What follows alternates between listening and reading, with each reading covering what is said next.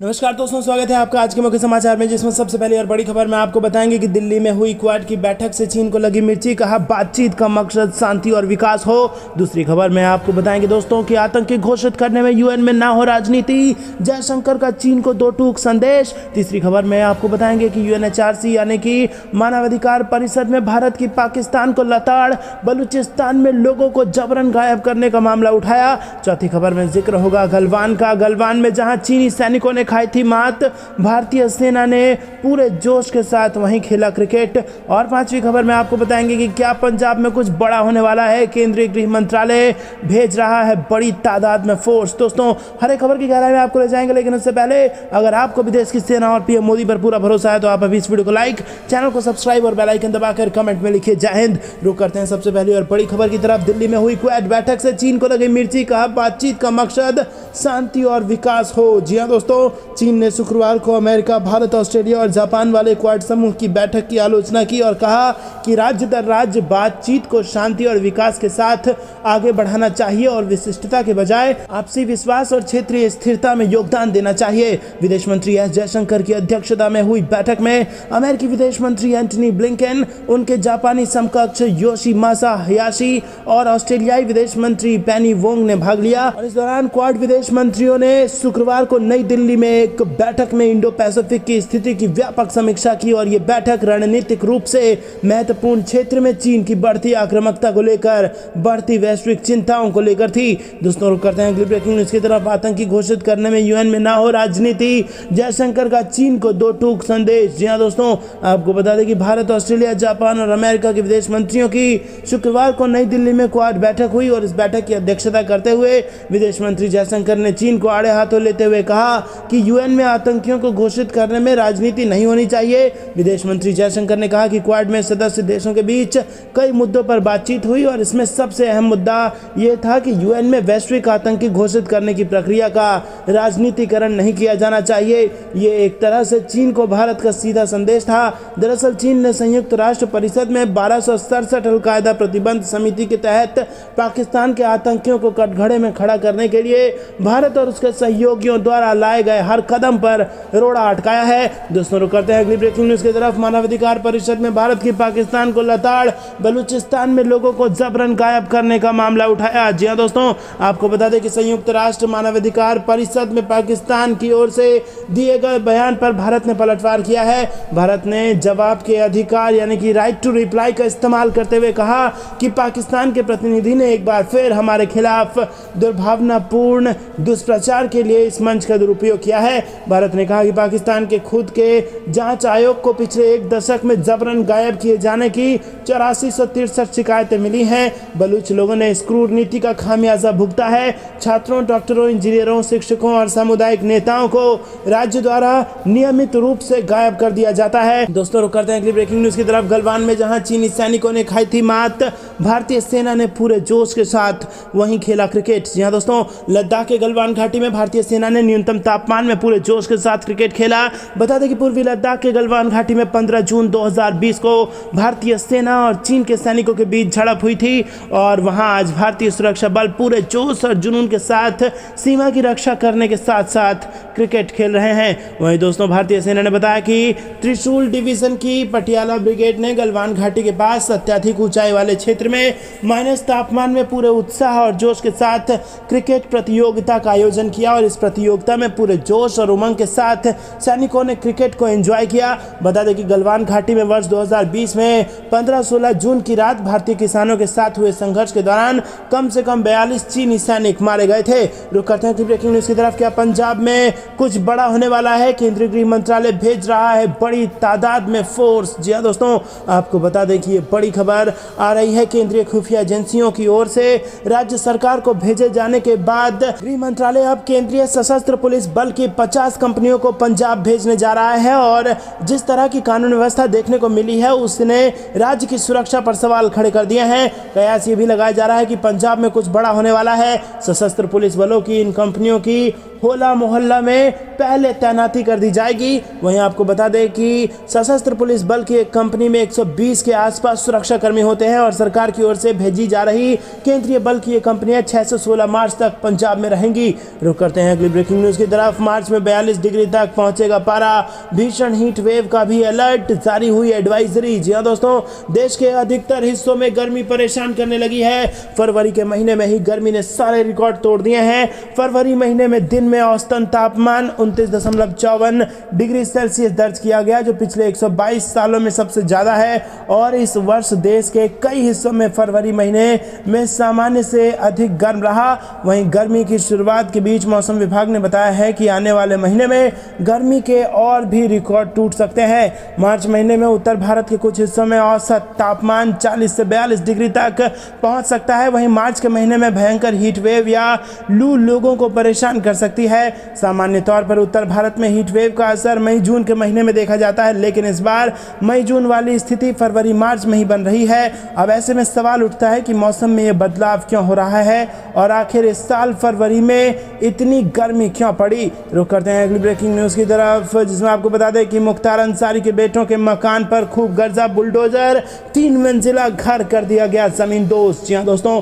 आपको बता दें दक्षिण टोला के जहांगीरबाद स्थित मुख्तार अंसारी के विधायक बेटे अब्बास अंसारी व अमर अंसारी के नाम की जमीन पर निर्मित अवैध मकान को प्रशासन ने शुक्रवार को जमींदोज कर दिया और प्रशासन का बुलडोजर खूब गर्जा। प्रशासन द्वारा पिछले दिनों मकान को गैंगस्टर एक्ट के तहत कुर्क किया गया था और देर शाम 3 थानों के पुलिस और पीएसी बल की मौजूदगी में प्रशासन ने 3 मंजिला मकान को जमींदोज कर दिया। दोस्तों रुक करते हैं अगली ब्रेकिंग न्यूज की तरफ। ऐसा ना हो कि कांग्रेस पार्टी ही ना बचे, सिंधिया के इस बयान से आया राजनीति में भूचाल। जी हाँ दोस्तों, त्रिपुरा, नागालैंड और मेघालय विधानसभा चुनाव परिणाम आने के बाद केंद्रीय उड्डयन मंत्री और बीजेपी नेता ज्योतिरादित्य सिंधिया ने कांग्रेस के पूर्व अध्यक्ष राहुल गांधी पर तंज कसा है। उन्होंने कहा है कि 3 राज्यों में कांग्रेस की बुरी हार के लिए और कोई नहीं, सिर्फ राहुल गांधी जिम्मेदार हैं। उन्होंने राहुल गांधी के कैम्ब्रिज में बदले लुक को लेकर कहा कि उनका कोई लुक बाकी रह गया है क्या। एक कार्यक्रम में शिरकत करने एमपी के ग्वालियर पहुंचे ज्योतिरादित्य सिंधिया ने कहा कि राहुल गांधी को पूरे देश की जनता ने नकार दिया है। साथ ही ये भी कहा कि मैं उनके लुक की बात नहीं करना चाहता। पूर्वोत्तर के 3 राज्यों के परिणाम ही बता रहे हैं कि देश की सियासी फिजा में उनकी हैसियत अब क्या है। तीनों राज्यों के चुनाव परिणाम से स्पष्ट है कि राहुल गांधी और उनकी भारत जोड़ो यात्रा को किसी ने गंभीरता से नहीं लिया। मध्य प्रदेश में कांग्रेस की स्थिति बहुत खराब है, उनके रुझान अभी से मिलने शुरू हो गए हैं। दोस्तों रुक करते हैं अगली ब्रेकिंग न्यूज की तरफ। ओल्ड पेंशन स्कीम, आरबीआई के पूर्व गवर्नर बोले पुराने पेंशन स्कीम को लागू करना है गलत फैसला, जनता के पैसे पर सरकारी कर्मचारियों की होगी मौज। जी हाँ दोस्तों, आपको बता दें कि पुरानी ओल्ड पेंशन योजना को लेकर आरबीआई के पूर्व गवर्नर डी सुब्बा राव ने बड़ा बयान दिया है और कहा है कि पुरानी पेंशन योजना को फिर से शुरू करने का कुछ राज्यों का फैसला एक पीछे जाने वाला कदम होगा। इसके लागू होने से आम जनता के पैसे का लाभ सीधे तौर पर सरकारी कर्मचारियों को मिलेगा। आरबीआई गवर्नर ने कहा कि पुरानी पेंशन योजना के लागू होने से आम लोग आमदनी का कुछ हिस्सा सरकारी कर्मचारियों को दे दी जाएगी, जबकि आम जनता में ज्यादातर के पास कोई विशेष सामाजिक सुरक्षा नहीं है। सरल भाषा, टैक्स के पैसे से पुरानी पेंशन योजना का लाभ सरकारी कर्मचारियों को दे दिया जाएगा। दोस्तों आपको बता दें कि ओपीएस के तहत कर्मचारियों को एक निश्चित पेंशन दी जाती है और एक कर्मचारी पेंशन के रूप में अंतिम प्राप्त वेतन के मुकाबले 50% राशि पाने का हकदार है। ओपीएस को एनडीए सरकार ने अप्रैल 2004 से बंद करने का फैसला किया था। सुब्बा राव ने कहा कि पुरानी पेंशन योजना लागू करने से राज्य और देश के खजाने पर भी दबाव पड़ेगा और वहीं नई पेंशन योजना के तहत कर्मचारी अपनी सैलरी का 10% हिस्सा कंट्रीब्यूट करते हैं, जबकि सरकार 14% का योगदान देती है। रुक करते हैं अगली ब्रेकिंग न्यूज की तरफ। जैन सिसोदिया के बाद अब केजरीवाल जाएंगे जेल, 1000 करोड़ की कमीशन खोरी का आरोप। जी हाँ दोस्तों, दिल्ली की जेल में कैद ठग सुकेश चंद्रशेखर के दिल्ली के सीएम अरविंद केजरीवाल के खिलाफ एक और लेटर बम उसने फोड़ दिया है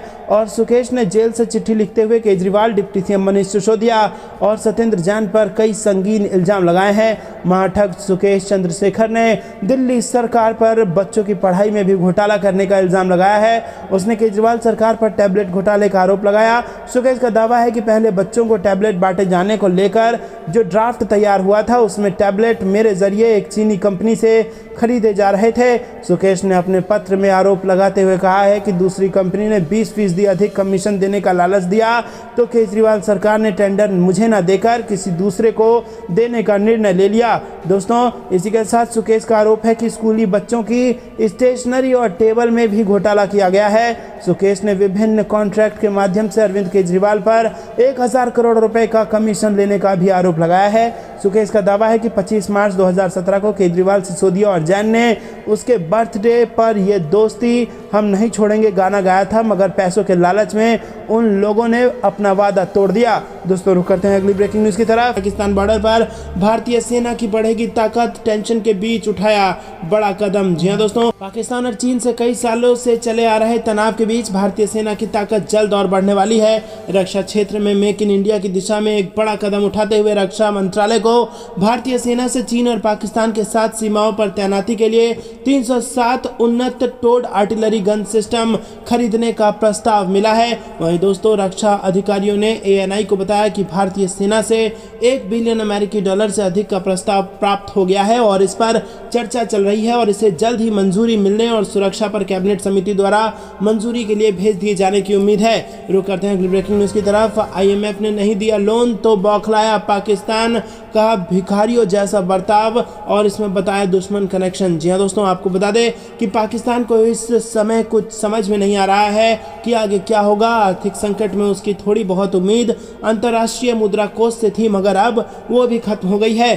संगठन की तरफ से जो शर्तें रखी गई हैं, सरकार और देश के जानकारों की माने तो संगठन को अपना रुख थोड़ा लचीला करने की जरूरत है। वित्त मंत्रालय के अधिकारियों की तरफ से पिछले दिनों एक प्रेस कॉन्फ्रेंस आयोजित की गई थी और इस प्रेस कॉन्फ्रेंस में अधिकारियों ने अपनी उस निराशा को बयां किया जो 1.1 अरब डॉलर की किस्त रुकने से जुड़ी थी। ये किस्त देश के लिए लाइफलाइन साबित हो सकती थी। दोस्तों, रुक करते हैं अगली ब्रेकिंग न्यूज़ की तरफ। आतंकवाद और अलगाववाद के खिलाफ लड़ाई में भारत और इटली कंधे से कंधा मिलाकर चल रहे हैं, PM मोदी ने दिया बयान। जी हां दोस्तों, आपको बता दें कि यहां पर प्रधानमंत्री नरेंद्र मोदी ने हैदराबाद हाउस में इटली की प्रधानमंत्री जॉर्जिया मेलोनी के साथ संयुक्त प्रेस वार्ता को संबोधित किया और इस दौरान उन्होंने कहा कि हमने अपने आर्थिक संबंधों को और सुदृढ़ करने पर जोर दिया। हमारे मेक इन इंडिया और आत्मनिर्भर भारत अभियान से भारत में निवेश के अपार अवसर खुल रहे हैं। PM मोदी ने कहा कि हमने नवीनकरणीय ऊर्जा, हरित हाइड्रोजन, IT, सेमीकंडक्टर, टेलीकॉम, अंतरिक्ष जैसे क्षेत्र में सहयोग बढ़ाने पर विशेष जोर दिया है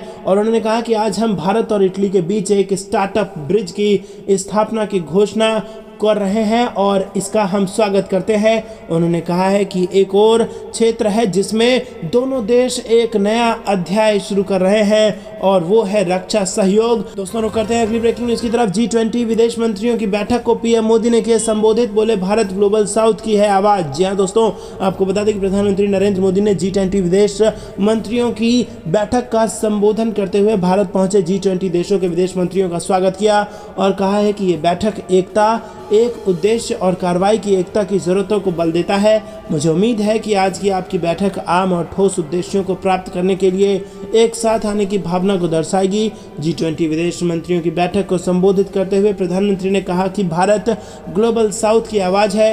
G20 विदेश मंत्रियों की बैठक की शुरुआत करने से पहले तुर्की और सीरिया में हाल ही में आए भूकंपों में जान गंवाने वाले लोगों के लिए 1 मिनट का मौन रखा गया। बता दें कि G20 के विदेश मंत्रियों की बैठक दिल्ली में हो रही है और बैठक से पहले भारत के विदेश मंत्री डॉक्टर S जयशंकर ने जर्मनी की विदेश मंत्री अन्नालीना बायबाक की अगवानी की और वो बैठक में हिस्सा लेने नई दिल्ली पहुंची है। रुक करते हैं अगली ब्रेकिंग न्यूज़ की तरफ।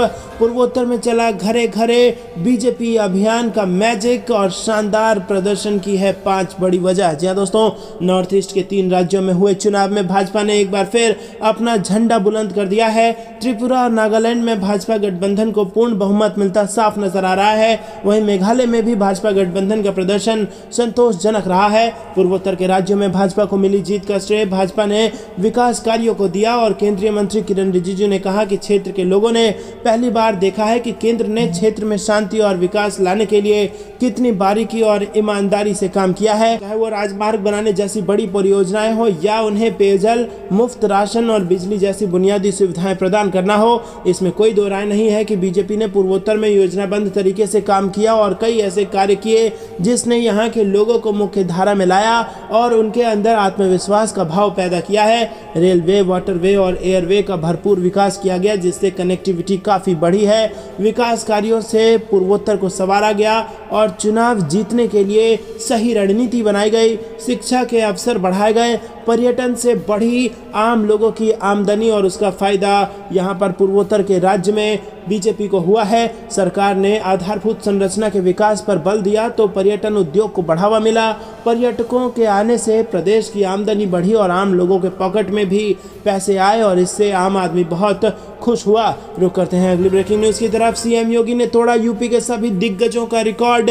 मुलायम सिंह, अखिलेश यादव और मायावती को किया पीछे। जी हाँ दोस्तों, आपको बता दें कि उत्तर प्रदेश के मुख्यमंत्री योगी आदित्यनाथ ने एक बड़ा रिकॉर्ड अपने नाम कर लिया है और अब सीएम योगी के नाम यूपी का सबसे ज्यादा वक्त तक मुख्यमंत्री रहने का रिकॉर्ड दर्ज हो गया है। उन्होंने मुलायम सिंह यादव, अखिलेश यादव और मायावती समेत कई दिग्गजों को पीछे छोड़ दिया है। यूपी का सबसे ज्यादा वक्त तक मुख्यमंत्री रहने का रिकॉर्ड अब सीएम योगी के नाम हो गया है और उन्होंने अभी तक 5 साल और 347 दिनों तक लगातार सीएम रहने की रिकॉर्ड बना लिया है। और इसके पहले ये रिकॉर्ड कांग्रेस की सरकार में मुख्यमंत्री रहे डॉक्टर संपूर्णानंद के नाम था। कांग्रेस नेता के नाम 5 साल और 345 दिन तक सीएम रहने का रिकॉर्ड था और उनका यह रिकॉर्ड सीएम योगी ने मंगलवार को तोड़ दिया। हालांकि सीएम योगी ने मुलायम सिंह यादव, अखिलेश यादव और मायावती का रिकॉर्ड पहले ही तोड़ दिया था। वहीं कांग्रेस की सरकार में डॉक्टर संपूर्णानंद भारत का संविधान लागू होने के बाद यूपी के दूसरे मुख्यमंत्री बने थे। रुक करते हैं अगली ब्रेकिंग न्यूज की तरफ। राजनाथ सिंह की अपील, कर्नाटक में बीजेपी को स्पष्ट बहुमत देकर पूरा करें येदियुरप्पा का सपना। जी हां दोस्तों, केंद्रीय रक्षा मंत्री राजनाथ सिंह ने कर्नाटक के लोगों से आगामी विधानसभा चुनाव में भाजपा को स्पष्ट बहुमत दिलाने की अपील की और उन्होंने कहा कि राज्य में भाजपा को स्पष्ट बहुमत दिलाने का सपना मुख्यमंत्री येदियुरप्पा का है और मेरा आपसे आग्रह है कि इसे पूरा करें। राजनाथ सिंह ने कहा कि येदियुरप्पा की इच्छा थी कि भाजपा कर्नाटक में स्पष्ट बहुमत हासिल करे, जो वो अब तक करने में असमर्थ रही थी। इस चुनाव में भाजपा को न केवल बहुमत हासिल करना चाहिए बल्कि 2/3 बहुमत भी हासिल करना चाहिए। वो बेलगावी के नंदगढ़ गांव में विजय संकल्प रथ यात्रा के दौरान एक रैली को संबोधित कर रहे थे। रुक करते हैं अगली ब्रेकिंग न्यूज की तरफ। पंजाब में कुछ बड़ा होने वाला है। अमित शाह से मिले सीएम मान। सीआरपीएफ, आरएफ की 18 कंपनियां कर दी गई रवाना। जी हां दोस्तों, पंजाब में खालिस्तान समर्थकों की बढ़ती घटनाओं के मद्देनजर कानून व्यवस्था बनाए रखने के लिए कोई बड़ा कदम उठाया जा सकता है। गुरुवार को पंजाब के मुख्यमंत्री भगवंत मान ने केंद्रीय गृह मंत्री अमित शाह से उनके आवास पर मुलाकात की और बीते दिनों पंजाब के अजनाला में खालिस्तान समर्थक एवं वारिस पंजाब देश संगठन के प्रमुख जत्थेदार अमृतपाल सिंह और उसके कार्यकर्ताओं ने पुलिस थाने पर धावा बोल दिया था। उसमें 6 पुलिसकर्मी घायल हुए थे और इतना ही नहीं, उसने पुलिस को चेताया था कि अगर आगे भी किसी समर्थक के खिलाफ कोई कार्रवाई की गई तो अजनाला थाने पर हुए हमले का दोहराव हो सकता है। उस संदर्भ में शाह और मान की इस बैठक को अहम माना जा रहा है। केंद्रीय गृह मंत्रालय के निर्देश पर पंजाब में सीआरपीएफ, आरएएफ की 18 कंपनी तैनात की जा रही है और ये कंपनी 6 मार्च से 16 मार्च तक पंजाब में रहेंगी और इन कंपनियों को कहा गया है कि वो सभी प्रकार के दंगारोधी उपकरणों, ओपी स्केल आर्म्स व गोला बारूद से लैस रहे।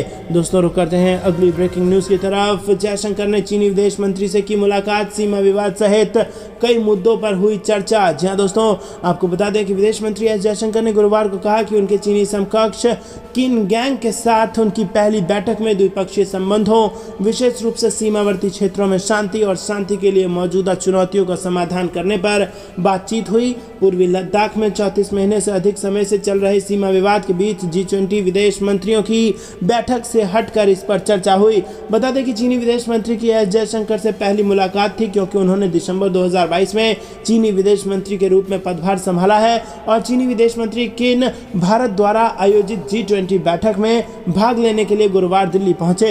एस जयशंकर ने ट्वीट किया कि G20 की विदेश मंत्रियों से इतर चीनी समकक्ष किन गैंग के साथ मुलाकात हुई और हमारे बीच द्विपक्षीय साझेदारी में आने वाली चुनौतियों और भारत चीन सीमा पर शांति बनाए रखने के लिए चर्चा हुई और उन्होंने कहा कि हमने G20 एजेंडे के बारे में भी बात की है। रुक करते हैं अगली ब्रेकिंग न्यूज़ की तरफ। अमेरिका से जल्द भारत को मिलेंगे खतरनाक MQ-9B ड्रोन, जमीन से समुद्र तक होगी चीन की घेराबंदी। जी हाँ दोस्तों, आपको बता दें कि अमेरिका और भारत के बीच पिछले कई दिनों से MQ-9B ड्रोन की जो डील लटकी हुई थी वो अब अपने मुकाम पर पहुंच सकती है। वॉल स्ट्रीट जर्नल की एक रिपोर्ट पर अगर यकीन करें तो भारत इस खतरनाक ड्रोन की डील को फाइनल करने की दिशा में एक कदम आगे बढ़ चुका है और ये ड्रोन हिमालय के क्षेत्र में लगी चीन और पाकिस्तान की सीमा पर भारत की सुरक्षा को और मजबूत कर सकेगा। साथ ही हिंद महासागर में चीन के खिलाफ सुरक्षा घेरे को भी मजबूत करेगा। कई रक्षा विशेषज्ञ इस ड्रोन की डील को चीन के खिलाफ भारत के और आक्रामक रवैये को बताने के लिए काफी है। दोस्तों रुक करते हैं अगली ब्रेकिंग न्यूज की तरफ। चीन के वाटर बम का जवाब तैयार, एक तीर से भारत साधेगा दो निशाने, ड्रैगन हो गया चित्त। जी हाँ दोस्तों, भारत अब बांध बनाकर बिजली भी पैदा करेगा तो सूखे और बाढ़ लाने की चीन की साजिश पर भी लगाम लगाएगा। देश में चीन की चुनौतियों से निपटने के लिए अरुणाचल प्रदेश में देश के सबसे बड़े मल्टीपर्पज डैम बनाने को लेकर भारत सरकार ने मंजूरी दे दी है। गौरतलब है कि चीन तिब्बत में ब्रह्मपुत्र नदी पर बांध बनाकर भारत में वाटर बम फोड़ने की तैयारी कर रहा है, तो उसका इलाज भारत में भी ढूंढ लिया गया है। भारत की तरफ से अरुणाचल में दिबांग इलाके में देश का सबसे बड़ा बांध तैयार होने का रास्ता साफ हो गया है। बता दें कि साल 2008 में मनमोहन सरकार के दौरान इस डैम का शिलान्यास तो किया गया था, लेकिन एनवायरमेंट क्लियरेंस के चक्कर में प्रोजेक्ट शुरू नहीं हो सका था। लेकिन 11 साल बाद 2019 में मोदी सरकार ने इस डैम बनाने की जारी रखने की मंजूरी दे दी है। इसके बाद से काम की रफ्तार बढ़ गई है और साथ ही प्रोजेक्ट को लेकर एनवायरमेंट क्लियरेंस भी मिल गई है और डैम का काम भी शुरू हो चुका है। जानकारी के अनुसार डैम निर्माण के लिए टेंडर भी जारी हो गया है। दोस्तों 3000 मेगावाट बिजली उत्पादन इस डैम से होगा और इससे चीन के वाटर बम पॉलिसी को चित्त कर दिया जाएगा और चीन को चित्त कर दिया जाएगा। आपको क्या कुछ लगता है कमेंट में जरूर बताइए।